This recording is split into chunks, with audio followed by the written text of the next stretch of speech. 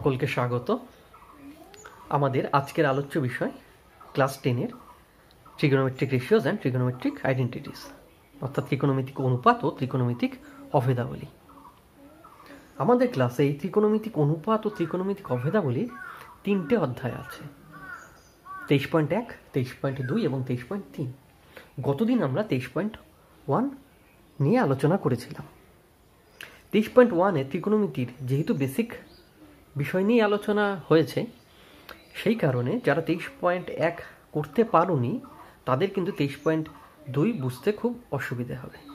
তাদের সুবিধার জন্য দেখো এই ভিডিওর নিচে ডিসক্রিপশন বক্সে প্রথম ভিডিওর লিঙ্ক দেওয়া আছে, তোমরা একটু ওইটাকে দেখে যদি নাও, আমার মনে হয় 23.2 বুঝতে তোমাদের আর কোনো অসুবিধে হবে না। যেহেতু বললাম যে 23.1-এ ত্রিকোণমিতির বেসিক নিয়ে আলোচনা করেছিলাম, সেই কারণে 23.2 শুরু করার আগে গতদিন আমরা কি কি শিখেছিলাম সেটা একটু সামারিজ করার চেষ্টা করি। প্রথমেই একটা সমকোণী ত্রিভুজের লম্ব, ভূমি এবং অতিভুজের পরিচয় পেয়েছিলাম, যেখানে যে কোন সমকোণ ছিল, এখানে এই যে একটা ত্রিভুজ এবিসি, এর বিকোণ সমকোণ, তার ঠিক বিপরীত বাহুকে আমরা অতিভুজ বলেছিলাম। এটা নিয়ে আমাদের কোনো কনফিউশন ছিল না, কিন্তু লম্ব এবং ভূমি নিয়ে কনফিউশন ছিল, কারণ লম্ব এই বাহুটাও হতে পারে, এই বাহুটাও হতে পারে, একইভাবে ভূমিও এই বাহু হতে পারে, এই বাহু হতে পারে। এটা নির্ভর করছে আমি কোনটাকে নিয়ে, কোন অ্যাঙ্গেলকে নিয়ে আমি কাজ করব। এই যে ত্রিভুজটা আমি এখানে এঁকেছি এবিসি, তার আমরা সিকোণটার একটা মান লিখলাম থিটা, অর্থাৎ আমি সিকোণের সাপেক্ষে বিচার করব সেটা বোঝাতে চাইছি। তো সিকোণের সাপেক্ষে যদি বিচার করি, যে কোণের সাপেক্ষে আমরা বিচার করব তার বিপরীত বাহুকে কিন্তু সবসময় আমাদের লম্ব ধরব, আর সিকোণ সংলগ্ন বাহুকে ভূমি ধরব। তাহলে কোনটাকে লম্ব, কোনটাকে ভূমি, কোনটাকে অতিভুজ ধরে, এটা আমরা জেনেছিলাম এইভাবেই। এবং এই যে তিনটে বাহু, এই তিনটে বাহুর যে কোনো দুটো, এটা হতে পারে, বা এটা হতে পারে, বা এটা যাই হোক, যে কোনো দুটো বাহুকে নিয়ে আমরা অনুপাত করেছিলাম। এবং এই অনুপাতগুলোর প্রত্যেকটার একটা করে নাম ছিল, আমরা দেখেছি। কেমন? যে লম্ব বাই অতিভুজ, সেটাকে আমরা জেনেছিলাম সাইন থিটা হিসাবে, যেহেতু এখানে থিটা কোণের সাপেক্ষে বিচার করছি তাই সাইন থিটা বলছি। ভূমি বাই অতিভুজ, তার কি পরিচয় পেয়েছিলাম? ভূমি বাই অতিভুজ ইকুয়াল টু আমরা জেনেছিলাম কস থিটা, সেটাকে বলা হয় কস থিটা। আর লম্ব বাই ভূমি, সেটাকে বলা হয় ট্যান থিটা। আর সাইন থিটা মানে আমরা যেটা জেনেছিলাম তার ঠিক উল্টোটা, মানে অতিভুজ বাই লম্বকে আমরা জেনেছিলাম কোসেক থিটা, অর্থাৎ সাইন থিটার ঠিক বিপরীত হলো কোসেক থিটা। তাহলে আমরা লিখতে পারি, এটাও আমরা শিখেছিলাম, লিখতেই পারি cosec theta equal two 1/sin theta, মানে একটা আরেকটার কিন্তু পুরো অনন্য হচ্ছে। একইভাবে কস থিটা মানে আমরা জেনেছিলাম ভূমি বাই অতিভুজ, ভূমি বাই অতিভুজ, আর ঠিক উল্টোটা অতিভুজ বাই ভূমি, সেটাকে জেনেছিলাম সেক থিটা। তার মানে একইভাবে বলতে পারি যে সেক থিটা কস থিটার অনন্য, মানে sec theta equal to 1/cos theta লিখতে পারি। আবার আমরা জেনেছিলাম ট্যান থিটা ইকুয়াল টু লম্ব বাই ভূমি, তাহলে কট থিটা ঠিক এর উল্টোটা, ভূমি বাই লম্ব হবে। তাহলে এক্ষেত্রেও কট থিটা মানে 1/tan থিটা বলতে পারি, মানে যেহেতু কট থিটা কিন্তু ট্যান থিটার অনন্যক। এর সঙ্গে আর দুটো জিনিস জেনেছিলাম, সেটা হলো যে ট্যান থিটা মানে sine theta by cos theta করলে ট্যান থিটা পেয়েছিলাম, এবং cos theta by sine theta করলে কট থিটা পেয়েছিলাম। মানে ট্যান থিটা এবং কট থিটাও কিন্তু পরস্পরের অনন্য, অর্থাৎ কিনা কট theta equal two 1/tan theta কিন্তু আমরা লিখতে পারি। এটা তোমরা লিখে নাও, এটাও পেয়েছিলাম। এইবার যেটা আলোচ্য বিষয়, আজকের মূল জায়গা, যেটা এই sine theta, cos theta, tan theta, cosec theta, sec theta, cot theta, এই মানগুলো কোনো নির্দিষ্ট একটা কোণের সাপেক্ষে নির্দিষ্ট। কি বললাম আমাকে বোঝার চেষ্টা করি। আমার এই কোণটা যদি নির্দিষ্ট হয়, তাহলে এই sine theta, cos theta, tan theta, cosec theta, sec theta, cot theta প্রত্যেকের মান নির্দিষ্ট হবে। কি বললাম একটু এক্সাম্পলের মাধ্যমে বোঝার চেষ্টা করি। মনে করলাম এই এবিসি এই ত্রিভুজের এই সি কোণটা 45 ডিগ্রি। তাহলে সাইন 45 থিটার নিশ্চয়ই থাকছে না, মানটা আমরা জানলাম। সাইন 45 মান কত হবে? লম্ব বাই অতিভুজ। আমরা লম্ব বাই অতিভুজ এটাকে রেশিও করে মানটা বের করলাম। আর তোমরা প্রত্যেকে তোমাদের মতো প্রত্যেকে আলাদা আলাদাভাবে এক একজন এক একটা ত্রিভুজ তোমাদের মতো আঁকলে, একটা সমকোণী ত্রিভুজ যার একটা কোণ 45 ডিগ্রি, তোমরা তোমাদের লম্ব বাই অতিভুজ এই রেশিওটা বার করবে। দেখতে পাবে প্রত্যেকের ক্ষেত্রে সেই মানটা একই আসবে, একই। আমার যা মান আসবে তোমাদের প্রত্যেকের সেম মান আসবে। কিন্তু এটা কিন্তু আমরা দেখতে পেলাম যে ক্ষেত্রে কিন্তু ত্রিভুজ তো আমার একটা, প্রত্যেকের তোমাদের আলাদা আলাদা ত্রিভুজ, কারণ কেউ জানো না কেউ কত সেন্টিমিটার বাহু নিয়ে করছো, প্রত্যেকের ত্রিভুজ আলাদা, কিন্তু মানটা এক হলো। তার মানে আমরা কি বুঝতে পারলাম যে তাহলে এই যে সাইন থিটা মানে লম্ব বাই অতিভুজ এই রেশিওটা বা এই অনুপাতের মানটা কিসের উপর নির্ভর করছে? অ্যাকচুয়ালি এই কোণের উপরে না। কোণটা যখন নির্দিষ্ট নিলাম প্রত্যেকের একই বেরিয়েছে, ত্রিভুজটা বড় ছোট এখানে কিন্তু কোনো প্রবলেম সৃষ্টি করেনি। অর্থাৎ এই যে 45 ডিগ্রি অর্থাৎ একটা নির্দিষ্ট কোণের সাপেক্ষে কিন্তু সাইনের মান আমরা ধ্রুবক পেলাম। একইভাবে শুধু সাইন নয়, প্রত্যেকের মান, কসের মান, ট্যানের মান, কোসেকের মান, সেকের মান, কটের মান, প্রত্যেকের মান আমরা কিন্তু ধ্রুবক পাবো, মানে একটা নির্দিষ্ট মান পাবো। তো এই প্রত্যেকটা কোণের সাপেক্ষে এই প্রত্যেকটা sign, cos, tan, cosec, sec, কট এদের প্রত্যেকের মান কত হয় এটা কিন্তু আমাদেরকে জানতে হবে। আমাদের আজকের যে মূল পাঠ, এটাই আজকের পাঠ আমাদের, যে বিভিন্ন কোণ সেই কোণের সাপেক্ষে sign, cos, tan, cosec, sec, কট তাদের মানগুলো কত হয়। যেহেতু কোণ তো অনেক হতে পারে, তাই না? প্রচুর কোণ হবে একটা ত্রিভুজ, যেহেতু সব কোণের সাপেক্ষে কিন্তু sign, cos, tan, cosec, sec, কট আমাদের বের করার প্রয়োজন নেই বা আমাদের লাগবে না। আমাদের শুধু লাগবে তোমার 0 ডিগ্রি, 30 ডিগ্রি, 45 ডিগ্রি, 60 ডিগ্রি এবং 90 ডিগ্রি। এই 5টা কোণের sign, cos, tan, cosec, sec, কট এই 6টা অনুপাতে শুধু মান আমাদের প্রয়োজন, বাকি কোণগুলোর মান আমাদের লাগবে না। তাহলে আমাদের এই sign, cos, tan, cosec, sec, কট এদের প্রত্যেকের এই কোণগুলোর সাপেক্ষে নির্দিষ্ট মান আছে, তাই তো? তাহলে সেই মানগুলো আমাদেরকে জানতে হবে। এর প্রত্যেকটার এই কোণগুলোর সাপেক্ষে মান কত হয় সেটা আমরা বেরও করতে পারি, কিন্তু অত মান বের করার কোনো প্রয়োজন নেই, ওটা একেবারে অপ্রয়োজনীয়, ওটা আমাদের লাগবে না। মূলত মানগুলো লাগবে। তা সত্ত্বেও মানগুলো কি করে বের করা সম্ভব বা কি করে বের করা যায় সেটা দেখানোর জন্য আমি একটা দুটো মান একটু বের করে দেখবো যে কী করে সাইন 0 মান বের করা যেতে পারে বা সাইন 30 মান বের করা যেতে পারে। বোঝা গেল? তারপরে বাকি মানগুলো আমরা টেবিলের মাধ্যমে সব জেনে নেব। তাহলে প্রথমে আমরা দেখি যে সাইন, যেহেতু প্রথমে এটা আছে এটাই আমরা দেখি, তাহলে যে সাইন 0 ডিগ্রির মান কত হয় একটু দেখি। আমরা যে ত্রিভুজটা নিয়ে কাজ করলাম আবার এখানে মনে করলাম সেটাই আঁকলাম। এইখানে এই যে কোণটা, এই কোণটা আমরা মনে করলাম তাহলে 45, তাই তো? এখন এই ত্রিভুজের আমি কি বললাম 0 ডিগ্রি বার করবো, না সাইন 0 ডিগ্রি বার করা আমার টার্গেট, মানে এই কোণটাকে 0 হতে হবে, তাই না? এটা ধরো 45 আছে, এটা 45 আছে। এবার এটাকে 0 হওয়া মানেটা কি? এই বাহুটাকে আস্তে আস্তে নিচের দিকে নামতে হবে না, নিচের দিকে, তাহলে তো কোণটা কমতে থাকবে, মানে এখান থেকে একটু নামলো মানে ত্রিভুজটা একটু এরকম হলো। এই বাহুটা মানে এটাকেই একটু ছোট করে দেখিয়েছি, হ্যাঁ, মনে করো এই বাহুটা একটু নামলে কি এরকম হবে না দেখতে? মানে এটা 45 ছিল, সাপোজ মনে করো এটা একটু অল্পই কমলো দেখা যাচ্ছে, হয়তো এটা 40 হলো, তাই তো? আর একটু নামলো, তখন এটা কত হলো? দেখা গেল সেটা এখান থেকে বেশ কিছুটা কমিয়েছে মনে হচ্ছে, এটা মনে করলাম কমে 30 হলো, কি তাই না? আরও অনেকটাই কমলো একেবারে। এই বাহুটা আস্তে আস্তে এরকম হয়ে যাচ্ছে না, আর ত্রিভুজটা কীরকম হয়ে যাবে না? এইটা কত হবে তখন? 15 ডিগ্রি হলো। আরও হয়তো বাহুটা আরও নিচে নেমে আসলে কি হবে? এরকম হবে না, কি তাই না? মানে এতটা নেমে আসলো আবার, ত্রিভুজটা কেমন হয়ে যাচ্ছে দেখতে, এবার আস্তে আস্তে কমছে।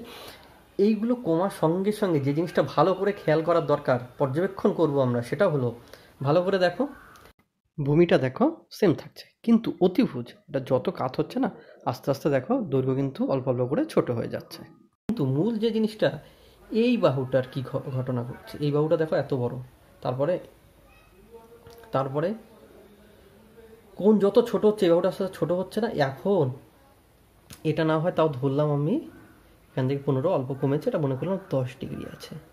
এরপরে কোন যখন আরও কমবে, 5 হবে, 2 হবে, তখন তো এটা প্রায় এর উপরে সমাপাতিত হয়ে যাবে না, একেবারে এর উপরে।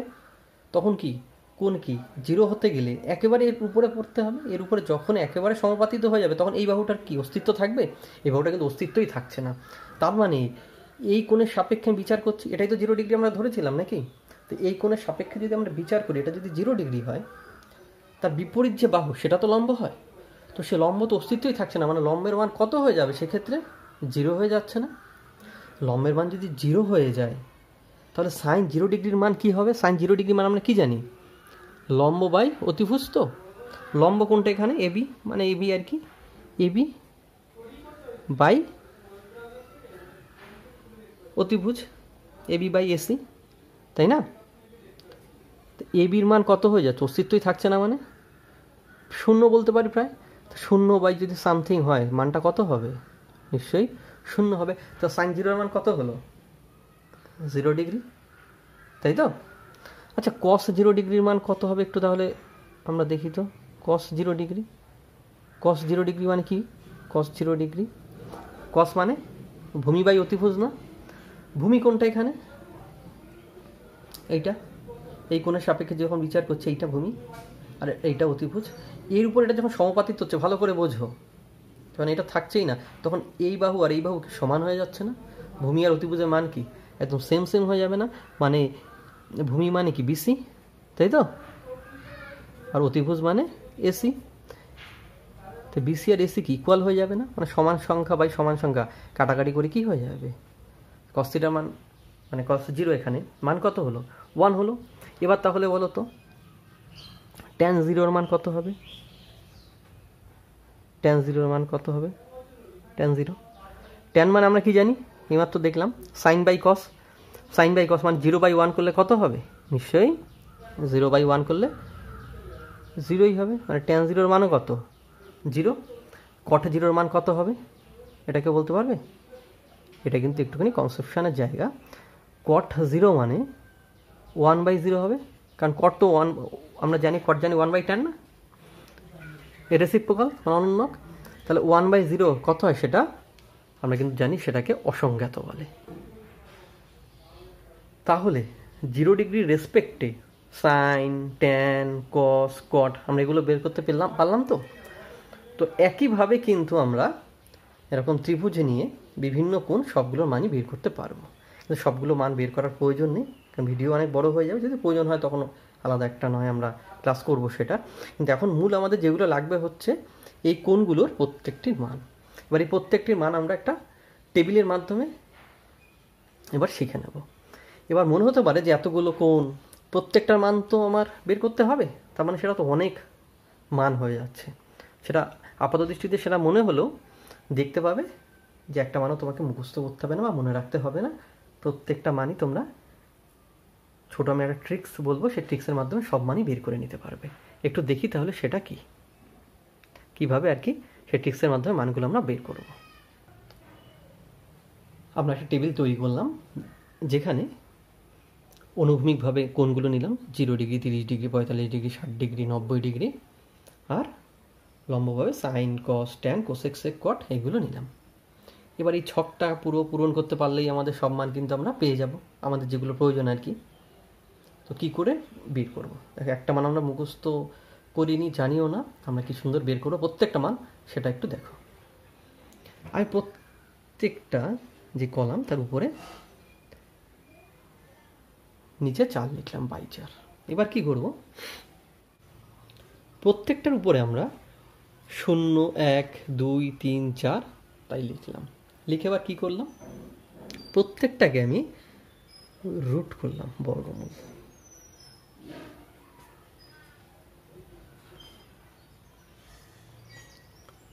5টাকে আমি বর্গমূল করলাম। এই বর্গমূল করলে যে মানগুলো আমি পাবো অবাকভাবে দেখব সেইগুলোই সাইন থিটার এই 0 ডিগ্রি, 30 ডিগ্রি, 45 ডিগ্রি, 60 ডিগ্রি এবং 90 ডিগ্রির মান। এটা করলে কত হবে তোমরা বলো? 0/4 মানে 0, মানে 0ই হবে এটা, তাই তো?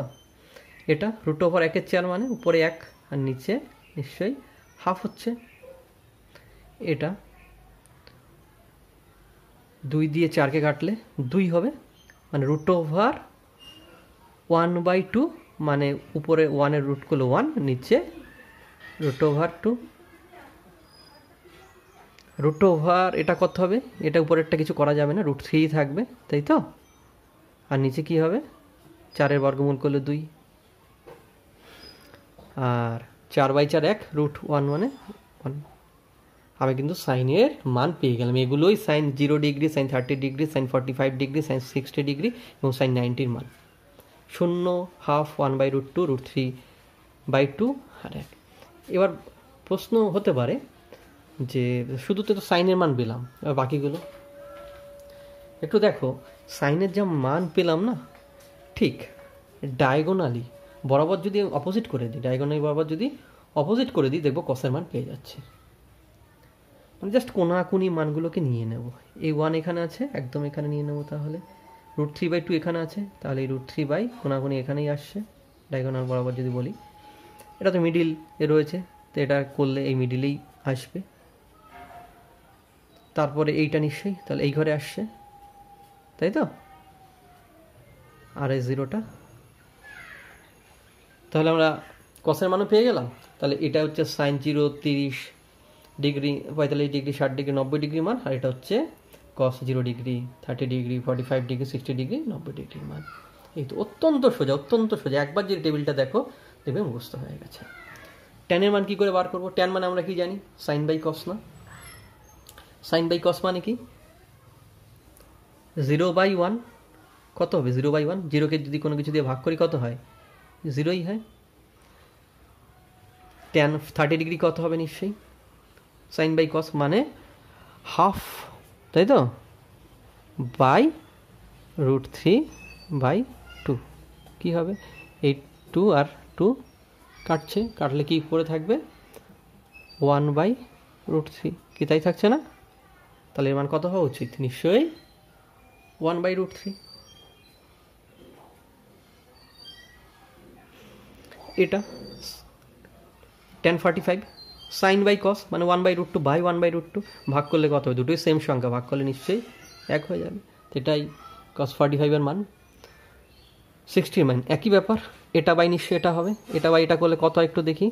√3/2 ভাগ 1/2 কত হবে? 2 ক্যান্সেল হয়ে জাস্ট √3 থাকছে কিন্তু, তাই না?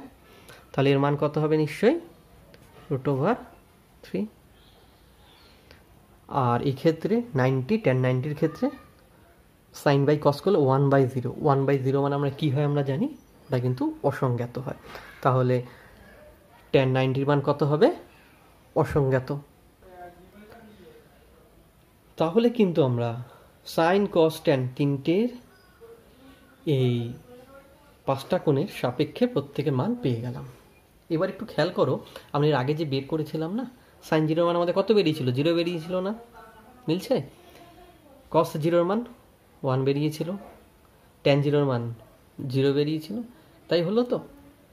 এইবার এই বাকিগুলো কি করে করব? বাকিগুলো তো আমার বলার কথা না, নিজেদেরই বুঝে যাওয়া উচিত, কারণ এগুলো তো এর প্রত্যেকে রেসিপ্রোকাল না। কোসেক মানে কি? 1/sin না?